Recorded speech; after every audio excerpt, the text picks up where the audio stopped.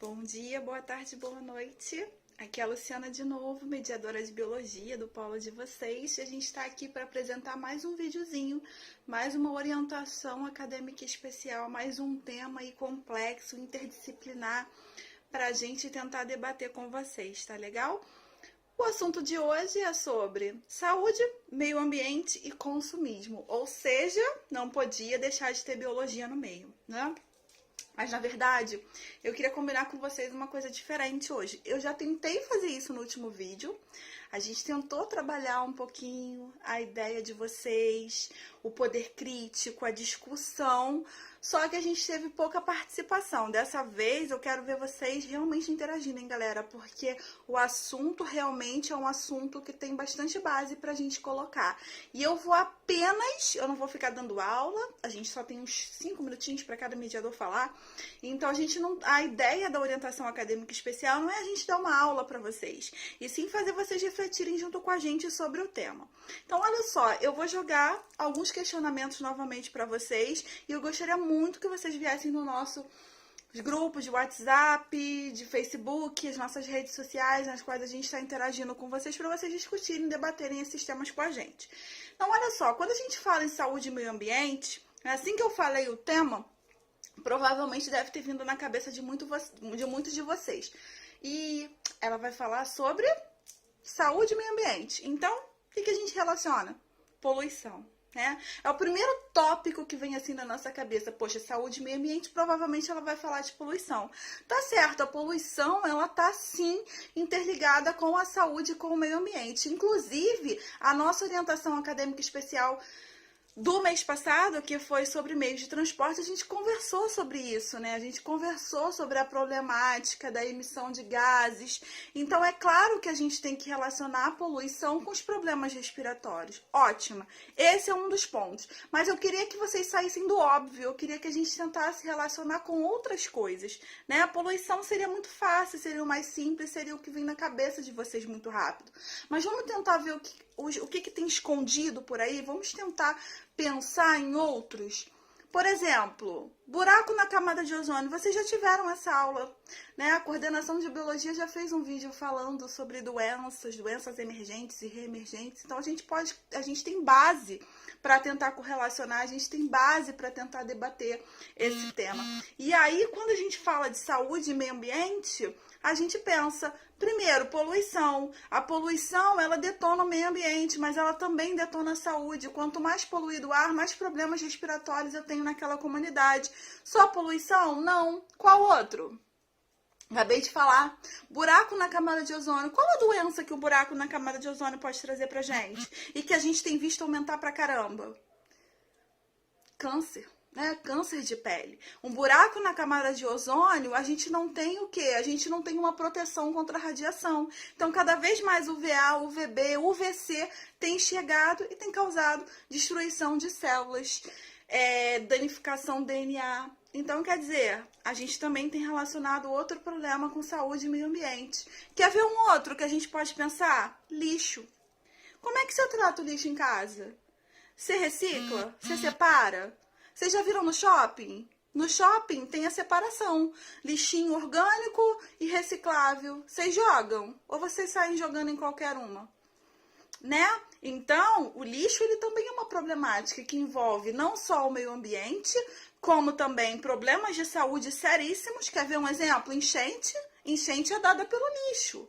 Contaminação do nosso lençol freático é dada pelo lixo, certo? Mas não é só isso que eu quero conversar com vocês. Eu quero também focar no consumismo, né? A gente consome muito, a gente produz muito lixo. O que vocês podem estar fazendo para melhorar? Debate com a gente, joga as ideias, joga as problemáticas que vocês têm que relacionam saúde, meio ambiente, consumismo. Joga as problemáticas que vocês encontram em casa, as dificuldades. Pode jogar para debater com a gente, tá legal? Eu tô só aqui enumerando pontos que é pra gente realmente ter base para discutir daqui a pouco. Outra coisa, vocês sabem que o Brasil hoje, o principal índice de morte no Brasil é com relação a doenças cardíacas e acidentes vasculares cerebrais. São os dois maiores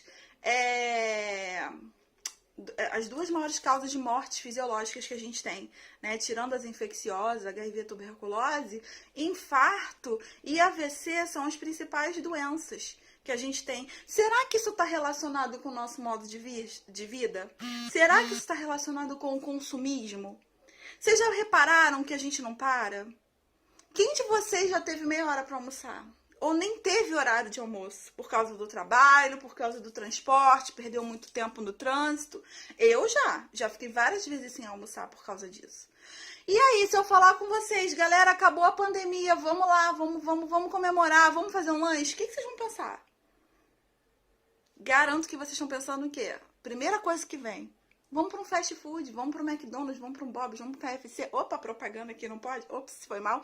Mas enfim, a gente vai pensar num fast food, né? Se você tá sem tempo de almoçar, se você não pode parar e esperar um prato feito, ou um self-service, claro, que aí é mais rápido, você vai para onde? Você vai para um fast food da vida. E aí, o que isso tá relacionado com a nossa saúde? Né? Com esses altos índices de infarto e de acidentes vasculares cerebrais. Então, galera, quando a gente relaciona saúde, meio ambiente e consumismo, a gente tem que parar para pensar nessas coisas.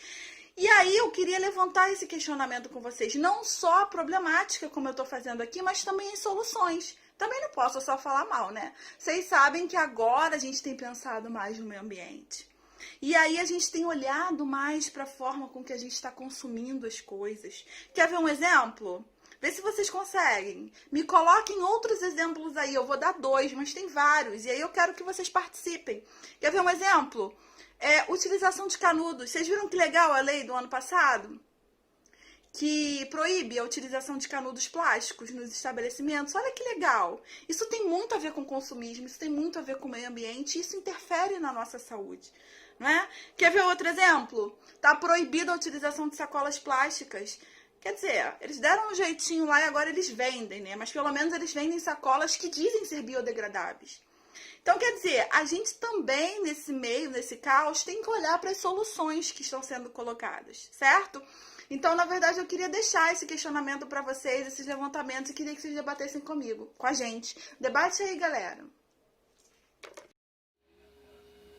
Oi pessoal, aqui é a Amanda, mediadora de história, e eu vou conversar com vocês hoje sobre uma perspectiva que a gente pode ter dentro do tema saúde, meio ambiente e consumismo. Bem, para a gente começar, a Organização Mundial da Saúde, ela declara que a saúde é um direito que consiste em um estado de completo bem-estar físico, mental e social. Ou seja, saúde não significa apenas ausência de doenças, de enfermidades. Então, por essa razão, quando abordamos o tema saúde, temos que considerar também outras dimensões, né, como o equilíbrio com o ambiente e a sociedade. E nós sabemos que o nosso desenvolvimento histórico ele é marcado pela relação que nós estabelecemos com o meio ambiente, com a exploração dos recursos naturais.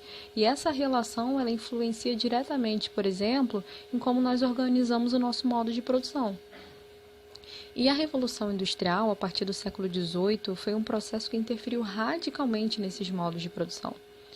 O aumento da produtividade ampliou também o consumismo, e essa combinação interfere na nossa saúde física, mental e social de modo constante, conforme os avanços tecnológicos. Mas o que eu quero tratar aqui, que a partir disso nós temos uma maior demanda pela produção de medicamentos também, para tratar essa série de patologias que acompanham o desenvolvimento do capitalismo. E é através desse recorte que eu quero propor uma reflexão a vocês sobre a biopirataria, frente aos conhecimentos tradicionais dos povos indígenas. Então vamos lá, os povos indígenas, eles possuem uma série de conhecimentos técnicos e botânicos que são indispensáveis para a preservação do ecossistema e para a constituição de medicamentos naturais. E esses conhecimentos eles foram usurpados ao longo da história. A biopirataria, que é o nome dado à exploração e utilização de recursos naturais, ou conhecimento tradicional a respeito desses recursos de forma ilegal, ela foi empregada no Brasil desde os tempos coloniais. Assim, o autor Marcelo dos Santos, que pesquisa direito ambiental e biodireito, ele traz uma afirmação muito interessante para nós, de que a biopirataria nada mais é do que o prosseguimento das históricas lutas coloniais que continuam mesmo no século XXI, por meio da usurpação das riquezas biológicas nativas, a antiga saga das expedições exploratórias patrocinadas por Portugal e Espanha, que agora dão espaço para as empresas multinacionais que buscam o lucro à custa da flora, da fauna e dos conhecimentos dos habitantes de países pobres. Muito pertinente essa reflexão que ele traz, né? Então, assim, evidentemente, os conhecimentos tradicionais indígenas podem ser pesquisados, mas é preciso respeitar a legislação nacional e repartir de forma justa com esses povos nativos os lucros provenientes com a comercialização desses medicamentos. E é fundamental que a gente reflita também que, combatendo a biopirataria e respeitando os conhecimentos nativos que são indispensáveis para a preservação do meio ambiente, nós também estamos lutando pelo nosso direito à saúde. Então, assim, o tempo é curto, mas, enfim, através do tema saúde, meio ambiente e consumismo, nós podemos fazer várias abordagens do ponto de vista histórico, e eu trouxe essa com o tempo que nos cabe, né? Mas nós podemos pensar e conversar sobre outras abordagens nos nossos grupos do PVS, sobre esse tema que é tão importante para os nossos exames vestibulares e para as nossas vivências também. Então eu espero vocês para dar continuidade às nossas discussões. Fala galera, beleza? Matheus aqui, mediador de química de vocês. E vou falar um pouquinho dos efeitos coletivos das vacinas. Quando a gente fala dos efeitos da vacina, a gente acaba focando muito no individual, que ela protege contra doenças na pessoa e que é importante tomar, etc, etc. Só que, além do efeito individual de uma vacina, existe também um efeito coletivo. Esse efeito coletivo é atingido quando temos a chamada imunidade de rebanho. O que é essa imunidade de rebanho? A imunidade de rebanho é uma proteção que surge quando um determinado percentual da população já está imune a um determinado patógeno. Essa imunidade pode vir a partir de a população ser infectada naturalmente pelo patógeno ou a partir de vacinação. Obviamente, a maneira mais fácil de atingir essa imunidade de rebanho é quando se tem uma vacina. Por quê? Porque você consegue fazer uma campanha, evita mortes, o vírus, no caso de uma vacina contra o vírus, é atenuado. E cada doença tem um determinado percentual a ser atingido de pessoas imunes para se atingir a chamada imunidade de rebanho. Se vocês forem reparar nesse esqueminha aí do vídeo, você tem uma relação entre o percentual de pessoas vacinadas e o espalhamento do patógeno. No caso aqui, quando o percentual vacinado é de 0%, todo mundo fica vermelho, ou seja, infectado. Mas quando você chega a 90%, você tem que a maior parte das pessoas com quem uma pessoa potencialmente infectada tem contato é imunizada contra esse patógeno. Portanto, a doença não consegue se espalhar, beleza? E esse percentual de pessoas imunizadas, vacinadas, é diferente para cada doença, porque tem doenças que são muito contagiosas, então precisa de um percentual muito grande de pessoas vacinadas, e tem doenças que são pouco contagiosas, então necessita de um percentual menor de pessoas vacinadas. Por exemplo, o sarampo. O sarampo, para você atingir a chamada imunidade de rebanho e proteger pessoas que eventualmente não podem tomar vacina, no caso de bebês, dependendo do tipo de vacina, ou até mesmo pessoas que têm alergia a algum componente, ou pessoas que são deliberadamente contra as vacinas, para o sarampo, o percentual de pessoas a serem imunizadas fica entre 92% e 95% da população.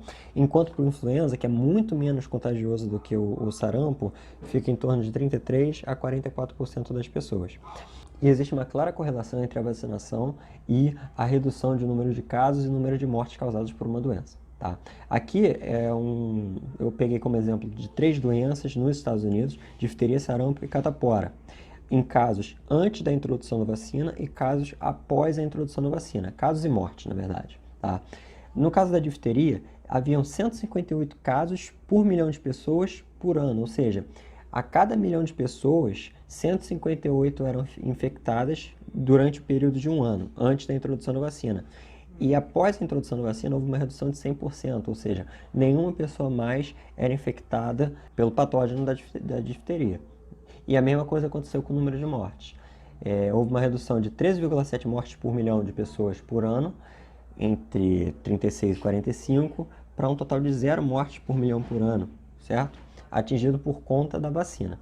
No caso do sarampo, de 3.044 casos, passou entre 1953 e 62, passou para 0,2 casos por milhão por ano, ou seja, uma redução de 99,99%, enquanto houve uma redução de 100% no número de mortes. E para catapora, de 16.018 casos por milhão de pessoas por ano, entre 1990 e 94, um período bem mais recente, ou seja, com os serviços médicos, com a evolução das condições de vida da população, é muito mais próximo das que temos hoje, né? Você poderia argumentar que em 1945 o serviço médico era muito pior, as condições de vida da população eram muito piores, e houve uma redução de 87,2% no número de casos e de 84,3% no número de mortes causadas pela catapora. E aqui tem um gráfico que está em escala logarítmica, ou seja, se você olhar na esquerda, você tem cada linha tracejada é uma diferença de um fator de 10, ou seja, do 1 para o 0,1 houve uma redução de 10 vezes no número de casos ou mortes e etc. A vacina para o sarampo foi licenciada nos Estados Unidos em 1960, tem essa linha azul que eu coloquei aqui. Os casos estão na linha em azul escuro e o número de mortes está na linha em vermelho.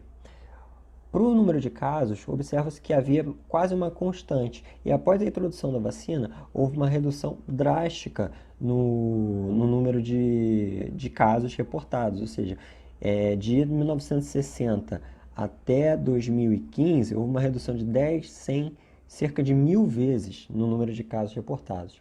E para o número de mortes, houve uma redução aí de cerca de 100 vezes no número de mortes. Né? Então, há uma clara correlação entre a introdução da vacina contra um determinado patógeno, no caso aqui é o sarampo, e a diminuição do número de casos e mortes associadas a ele. Mas é muito difícil você realmente achar uma correlação que explique determinado fenômeno. No caso aqui é bem direto de a gente observar.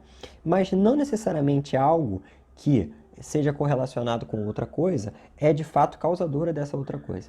Aqui a gente tem um exemplo da taxa de divórcio em Maine, nos Estados Unidos, um estado dos Estados Unidos, e o consumo de margarina per capita. E você consegue observar que o consumo de margarina que está em preto, o comportamento é muito parecido com a taxa de divórcios em Maine, que está em vermelho. Só que não existe nenhuma correlação que explique esse comportamento, ou seja, não há uma relação clara de causa e consequência. Você não vai se divorciar mais ou menos por estar consumindo mais ou menos margarina. Certo? Isso é o que a gente chama de correlações espúrias. Então, sintetizando o que a gente falou aqui, achar correlações é um pouco complicado. Então, por exemplo, quando uma pessoa advoga contra um determinado tratamento, contra uma determinada vacina e fala que se curou por conta de ter tomado um determinado tipo de chá ou por ter feito alguma outra coisa que não um medicamento ou uma vacina contra esse determinado patógeno, não necessariamente foi por conta dessa coisa que ela tomou, certo? Porque não necessariamente há uma relação de causa e consequência bem estabelecida e definida. E da mesma forma, as pessoas que advogam contra as vacinas, elas advogam contra as vacinas porque elas estão protegidas pela imunidade de rebanho, no caso de uma vacina bem estabelecida, por exemplo. Então a gente tem que tomar muito cuidado com esse tipo de coisa, beleza? Saudações a todos, eu sou o professor Franco Rodrigues Marini. Vamos tratar hoje sobre um dos temas da orientação acadêmica especial. O tema de agora é sobre saúde, meio ambiente e consumismo. Mais especificamente, vou tratar com vocês sobre saúde, principalmente a respeito da situação que estamos vivendo agora, situação de pandemia. Quero explicar a vocês como se dá o crescimento do número de contágios em função do tempo. Qual o pensamento matemático que está por trás disso? Para começar, vamos com o problema. Uma pessoa infectada por certa doença contagiosa chega em um certo país. Em um dia, essa pessoa contagia 2 outras pessoas. Se a cada dia uma pessoa contagiar outras 2, qual será o número de infectados depois de 8 dias? Vamos à resolução. É possível enxergar uma relação entre o número de dias e o número de infectados. Inicialmente, havia apenas uma pessoa infectada. Após um dia, essa pessoa contamina outras 2, totalizando 3 infectados. Em 2 dias, cada uma dessas 3 pessoas infectam 2, ou seja, essas 3 pessoas vão infectar 6 pessoas. 3 mais 6, 9 pessoas, ou seja, 9 pessoas estarão infectadas no segundo dia. No terceiro dia, cada uma dessas 3 pessoas infectam 2. O número de pessoas infectadas no terceiro dia será 9 mais 18, 27. No quarto dia, cada uma dessas 27 pessoas irá infectar 2. O número total de infectados será 81. Ao observar o crescimento do número de infectados com o passar dos dias, eu posso observar que de um dia para o outro, eu vou multiplicando o número por 3. Dessa forma, eu estou criando assim uma progressão geométrica, cujo primeiro termo é 1 e a razão dessa progressão geométrica é 3. Para saber o número de infectados no 8º dia, basta calcular o 9º termo dessa progressão geométrica, ou seja, 3 elevado a 8, que dá aproximadamente 6.500. Outra coisa importante de observar é como está se dando o crescimento do número de casos de um dia para o outro. Observa que inicialmente havia um crescimento modesto, do 1 para o 3, do 3 para o 9, e quanto mais vai passando os dias, as diferenças entre os termos vão aumentando cada vez mais. Isso faz com que no 8º dia já se tenha mais de 6.000 casos da doença. Coletando todos os dados que calculamos e pondo no plano cartesiano, temos o seguinte gráfico. No eixo horizontal, temos os números de dias passados e no eixo vertical, o número de pessoas contagiadas. O mais importante de se observar nesse gráfico é que quanto mais os dias passam, maior é a diferença do número de pessoas contaminadas de um dia para o outro. É importante observar também que o número de infectados na situação do problema anterior é sempre uma potência de 3. É sempre 3 elevado a alguém. Ou seja, esses pontos pertencem ao gráfico da função f de x igual a 3 elevado a x. Ou seja, para cada valor de x no eixo das abscissas, é denominado a potência 3 elevado a x. Esse tipo de função é denominada função exponencial. O raciocínio empregado na última questão pode ser aplicado para representar o gráfico que relaciona o número de infectados pelo Covid-19 em função do tempo que se passa. É exatamente por isso que o gráfico tem este formato.